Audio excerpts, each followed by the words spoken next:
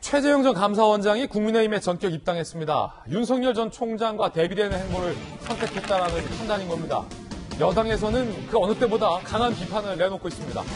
최재형 빠르고 과감하게 입당 장면 살펴보시죠.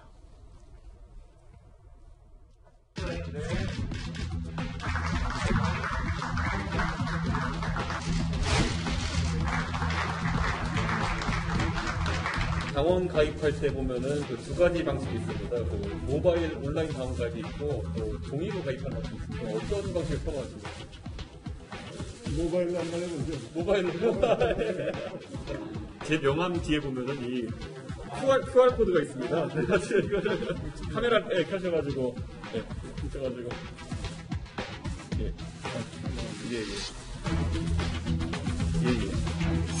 입당 신청이 완료되었습니다.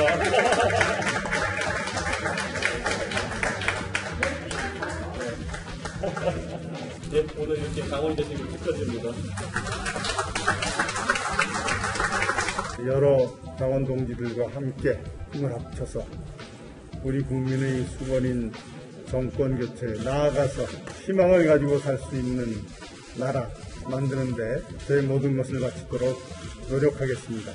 우리 당과 원장님이 둘 다 윈윈할 수 있는 환경을 만들기 위해서 꾸준한 노력을 하겠습니다. 감사드리고 또 환영합니다. 네, 환영해 주셔서 감사합니다.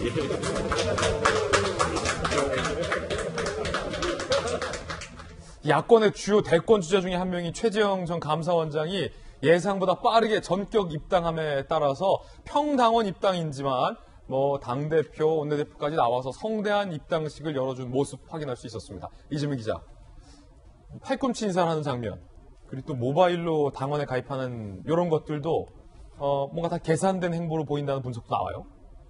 팔꿈치 인사는 당연한 거 아닌가요? 지금은 악수할 수 없으니까요. 계산 행보라기보다는 굉장히 어쨌든 빠른 선택을 했다, 빠른 결단을 했다고 볼 수는 있죠. 전략적인 선택. 어제 이준석 대표를 예방한다 했을 때만 하더라도 이제 만나고 나서 어쨌든 대선 출마를 한 다음에 입당을 하지 않겠느냐 이렇게 해서 이제 많이들 예상을 했었는데 예. 대선 출마 전에, 그러니까 출마 선언문조차 그러니까 출마 선언 의지조차 밝히기 전에 이미 먼저 입당을 기정사실하고 입당을 했다는 것 자체가 굉장히 거기에 이제 어떤 정치적 의미가 있다 이렇게 볼 수 있을 것 같고 굉장히 빠르다. 그래서 굉장히 빠르게 이제 그래서 저희가 제목에서도 광속 행보다 이렇게까지 이제 표현을 했었는데 물론 본인의 정치 경험이 부족하고 그리고 어떤 조직을 갖고 있지 않는 조직의 열세가 있고 그리고 인지도도 낮고 이런 여러 가지 핸디캡을 극복하기 위해서 입당만큼 좋은 카드가 없다 이렇게 본인이 봤겠죠. 그런 점에서 어떻게 보면 입당이 굉장히 선택할 수 있는 가장 최저의 카드를 볼 수 있는데 어쨌든 가장 중요한 건 윤석열 전 총장과 대비되는 본인이 이제 대체제로서 그런 이제 어떤 포지셔닝 돼 있는 상황에서 윤석열 전 총장과의 차별화 전략에 굉장히 신경을 쓰고 있는 게 아닌가 이렇게 보이고 저는 어제 메시지에서 그걸 분명히 했죠. 그러니까 대의민주주의는 정당 정치를 통해서 정당 정치를 기반으로 이루어지는 것이고 그리고 정권 교체의 중심에는 국민의 힘이 있다. 본인은 정당에 들어와서 정치 변혁의 정치 개혁의 주체가 되겠다 이렇게 표현해서 정당을 강조했죠. 그런 점에서 어떻게 보면 윤 전 총장과의 첫 시작부터의 차별화 전략이 아닌가 이렇게 풀이됩니다. 그렇군요. 그러면은 이 정당 사람에게 한번 물어보겠습니다. 김병민 전 비대위원. 예. 두 후보의 전략이 180도 달라요. 윤 전 총장은 잠시 후에 우리가 소개해드리겠습니다만 마이웨이 메시지를 냈어요. 입당하는 거리를 두고 있는 모습. 최재형 전 감사원장은 정반대로 빠르게 입당하는 모습. 네. 각자의 전략에 장단점이 있을 거로 보이는데 어떤 쪽이 더 유리하다고 보세요? 서로 주어진 환경이 완전히 다르죠. 최재형 감사원장 같은 경우는 감사원장으로 정치에 관심 있는 분들에게는 유력한 주자가 아니냐 이런 얘기가 나오고 있습니다만은 전 국민적인 인지도가 상당히 떨어집니다. 대선 주자에서의 여론조사에서도 낮은 지지율을 갖고 있기 때문에 이걸 극복하기 위해서 당에 선제적으로 입당한 다음 당이 갖고 있는 지지율을 어떻게든 최재형 원장에게 끌어내겠다라고 하는 전략으로 보이고요. 반면에 윤석열 전 총장 입장에서는 굉장히 높은 유력한 주자의 지지율을 갖고 있죠. 근데 이 지지율을 바탕으로 국민의힘에 들어가게 되면 혹여 중도층이나 아니면 문재인 정부를 지지했다가 이탈한 계층의 지지율이 빠질 수도 있습니다. 그리고 유력한 주자가 당에 들어가는 순간 민주당의 경선에서 드러났던 것처럼 나머지 후보들이 이재명 후보를 맹공세를 펼치듯이 윤석열 전 총장을 향해서 끌어내리려고 하는 시도가 펼쳐질 가능성이 매우 높다는 게 정치 전문가들의 분석이죠. 그러니까 둘의 처해진 환경이 다르기 때문에 다른 선택들을 했다라고 볼 수 있는데요. 국민의힘에서 지금부터 제일 중요한 건 최재형 원장의 입당이 국민의힘에는 플러스 윈인 효과가 나야 되는데 가장 우려스럽고 걱정되는 대목은 벌써부터 여권 진영에서의 탈원전 그리고 감사원장으로서의 정치 중립성 문제를 계속 때리지 않습니까? 예. 문재인 정부의 대선 과정에서 최재형 감사원장이 벌였던 엄중한 감사가 사실 국민에게 굉장히 중요한 충격을 줬는데 이러한 일들이 혹여나 정치적인 이슈로 매몰되지는 않을까 이런 걱정과 우려를 하신 분들도 상당합니다. 그렇군요. 민주당이 맹폭을 했습니다. 배신이라는 겁니다. 정세균 후보 배신, 국민 배신, 신의 배신, 원칙 배신, 감사원 배신. 배신자는 실패한다. 당신 배신자다. 박용진 후보 고위공직자로서 염치가 있다면 할 수 없는 일.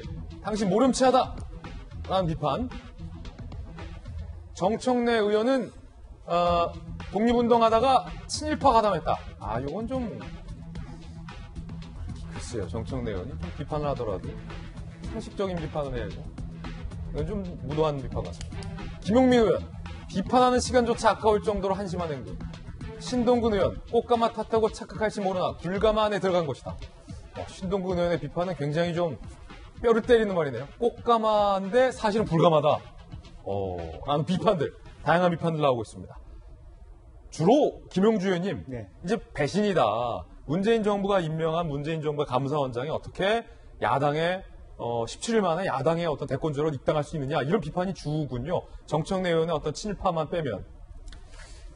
그렇습니다. 이제 우선은 정치인들은 자기 정치적 입장에서 그렇게 지금은 말하자면 최 감사원장을 비판하는 것들이 기본이라고 생각하는 선일 겁니다. 이제 내용과 형식은 다를 뿐이죠. 다만 이제 제가 생각하기에는 최 감사원장이 이 마음에 급한 거하고 실제적으로 전체를 보는 시각하고 자기 조절을 조금만 더 했으면 1, 2주 정도만 조금 더 늦게 들어갔으면 일정한 건 바로 끝나자마자 17일 만에 이렇게 뛰쳐 들어가다시피 하는 정도의 모습을 보이는 것들은 이 여당의 공격이 충분히 있고 그 공격의 여파가 국민의힘까지 미칠 수 있다라고 하는 부분, 이제 그런 부분들을 생각해서 움직여 가야 되는데 실제로 오롯이 이제는 최 감사원장이 당내에서 여러 가지 견제를 뚫고 자기 지지로 혼자서 외로운 싸움을 해야만 그것이 이제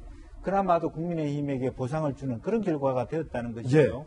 예. 그런 면에서 앞으로 조금 더 본인은 지금이 굉장히 좋은 타이밍이죠. 윤석열 총장이 여러 가지 가족 문제로 인해서 주춤할 때 본인이 그와 같은 당내 흥원 민심을 자기 것으로 만들겠다는 욕심이 있는 거죠. 그게 잘못됐다고 볼 수는 없지만 네. 큰 틀에서 최소한 윤석열 총장은 다음 차기 검찰총장이 만들어진 이후에 공식적인 활동을 했다라고 하는 것. 다만 대선의 시기가 지금 짝짝짝 다가오기 때문에 그와 같은 윤 총장의 어떤 시점하고는 좀 다르다 하더라도 1, 2주 정도는 조금 더 버티면서 들어가는 것들이 훨씬 더 나았을 수 있다는 판단을 갖게 됩니다. 그렇군요. 정혁진 변호사님, 네. 정청래 의원의 비판을 보면 뭐만 하면 꼭 그 상대당을 친일파다 이런 것 좀 안 하면 안 됩니까 이제? 그러니까 아직 지금이 21세기인데 윤봉길 의사 손녀도 그 당에 있는데 20세기 초반을 살고 계신 것이 아닌가 일단 그런 생각은 들고요. 저는 어떤 생각이 들었냐면 감사원법에 두 가지가 나와 있어요. 감사원의 정치적 중립성, 그 다음에 감사원의 독립성.